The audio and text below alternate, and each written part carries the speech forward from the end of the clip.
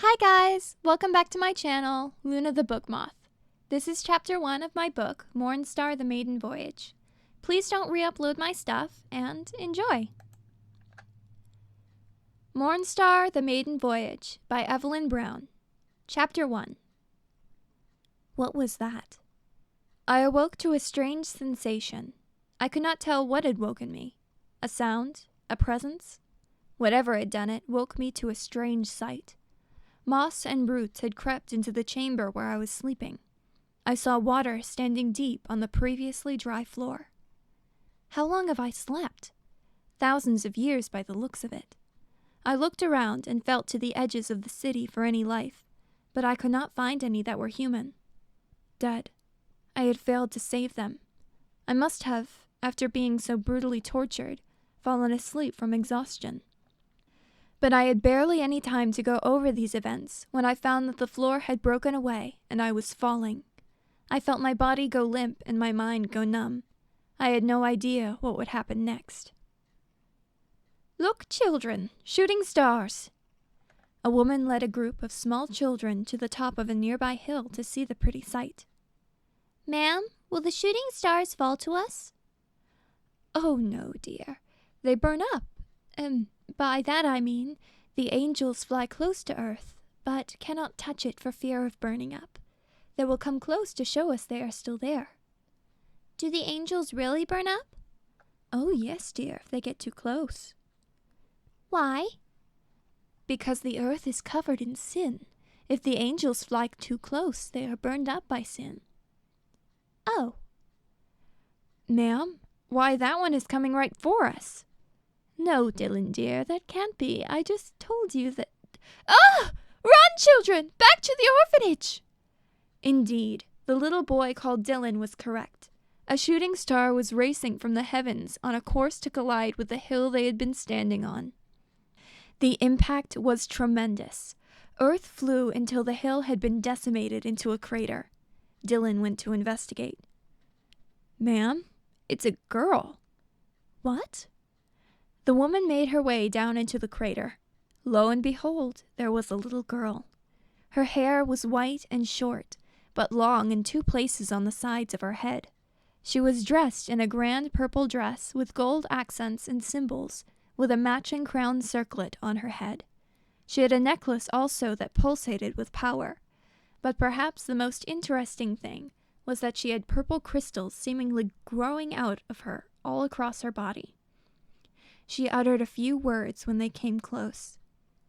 "Polaris must return to Polaris." "Polaris? Now, dear, we'll take good care of you." "Is she an angel, ma'am?" "She very well could be. Go get a bed ready for her. A poor child fallen from the sky. Is there no place where people do not suffer from being alone and in need?" A bed was made for the strange girl, and she was brought into a small wooden house where the orphanage was. She was given the bed by the only window in the house. The other children were happy to give it to her, but in doing so, they arranged for themselves to sleep on the floor. Dylan asked to sleep nearest the strange girl to make sure she would sleep all right, and his request was granted. The woman tucked in all the little souls and gave each a kiss on the forehead, then turned off the only light in the house and went to bed herself. The stars continued to fall outside. Dylan thought it looked like they were searching for their lost child. The girl glittered in the starlight, and he could only think that she was an angel. Maybe she had been sent to help them. Maybe she would help them find families. Maybe she was an orphan too. Maybe. The sun shone outside, and the girl awoke with a start. What a strange place! She took the blanket off her and tried to step over sleeping children without waking them. She made her way to a ladder in the middle of the house and climbed it. It led up to the roof through a trap door. She opened it and stepped onto the roof and saw something like she had never seen before. The land stretched on forever, with hills and valleys covered in grass. There were houses in the distance, and the wind blew the flowers and grass away from her. The clouds raced each other in the big blue sky. She watched through the clouds to where she came from. The sun was shining brighter and more vibrant than ever before.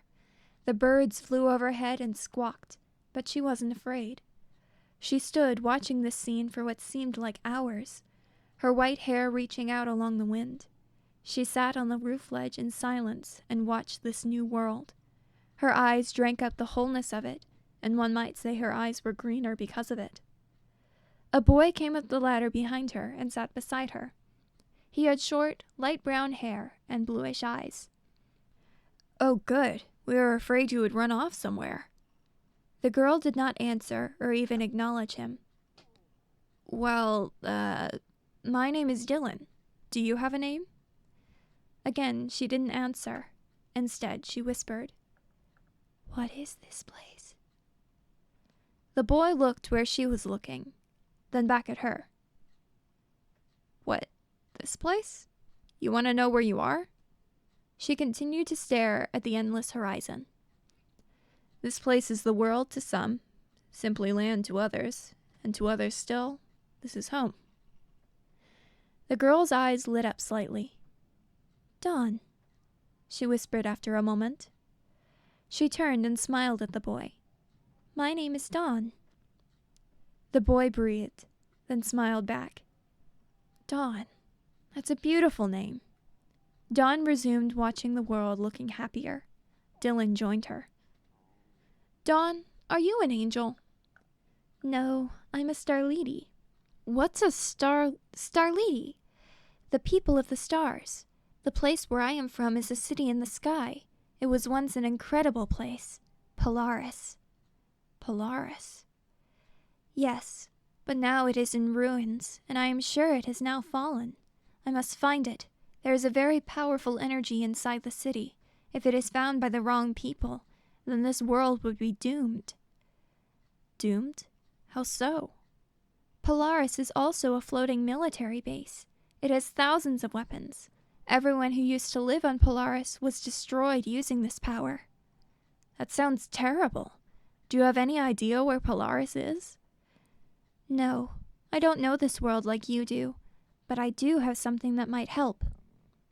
Dawn grasped her necklace, then held out the pendant for Dylan to see.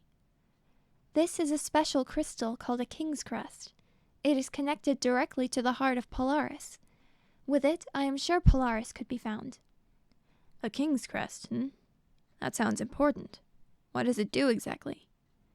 "It enables me to use powers given only to those of the royal family.